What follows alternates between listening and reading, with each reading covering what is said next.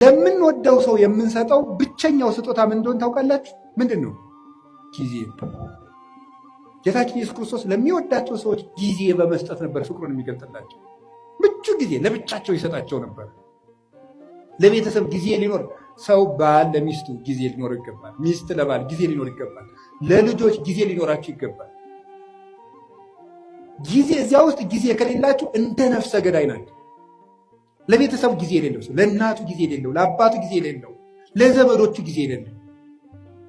አሁን ጊዜ የለም። ለማንም ጊዜ አይሰጥም ሰው። ውላችሁም ገብታችሁ እንደ ዝንጀሮ ስልካችሁን ይዛችሁ ቁጭ።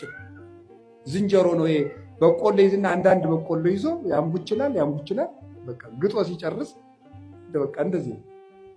ጊዜ ክርስቶስ እንዴት ለቤተሰቦቹ ጊዜ እንደሚሰጥ ተመልከቱት። የማቴዎስ ወንጌል ምዕራፍ 13 ላይ ሕዝቡን ሁሉ አብልቶ ሸኙ።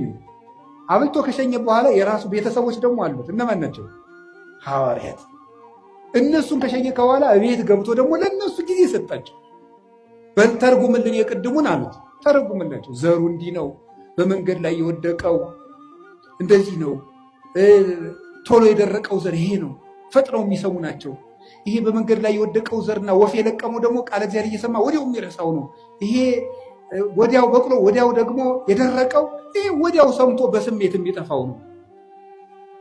በቅሎ እሾህ ያሰረው ደግሞ እሾህ አንቆ ያስቀረው ዘር ደግሞ ሰምቶ ጽድቅ እሰራለሁ ስል የሀብት ፍቅርና የዓለም ፍቅር ያሰረው ሰው ነው።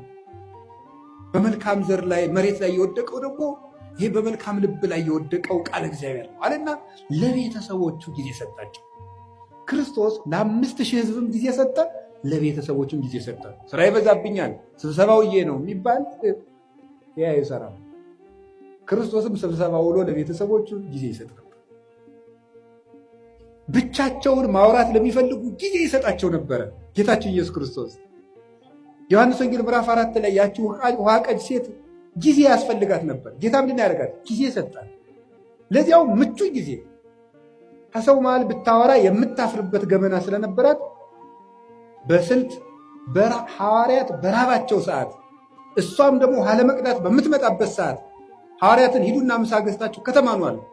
እሷ ደግሞ የምትመጣው ስታገባ ቶሎ ቶሎ ስለሚሞትባት ይቺ ነፍሰ ገዳይ የተባለች ሴቶች ውሃ ሲቀዱ ስለሚሰድቧት በእስራኤል ውሃ ቀዳዱ እንደኛ ስለሆነ ሴቶች ሁሉ ውሃ ቀድተው ቤታቸው ቁጭ ሲሉ በቀትር እሷ ልትቀዳ ሄደች። በምቹ ሰዓት ክርስቶስ ጊዜ ሰጠ። በቀትር ሰዓት ወጓን ሁሉ አዳመጣል። በደንብ አድርጎን ያዳመጣል። እንዲሁ ይገርማል።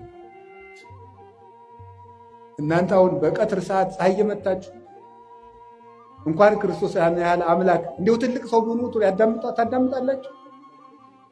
ጌታ ምቹ ጊዜ ሰጥቶ አዳመጣት። ስለዚህ ጊዜ ስለሰጣት እሷም ልቧን ለሱ ሰጠችው። ጊዜ መስጠት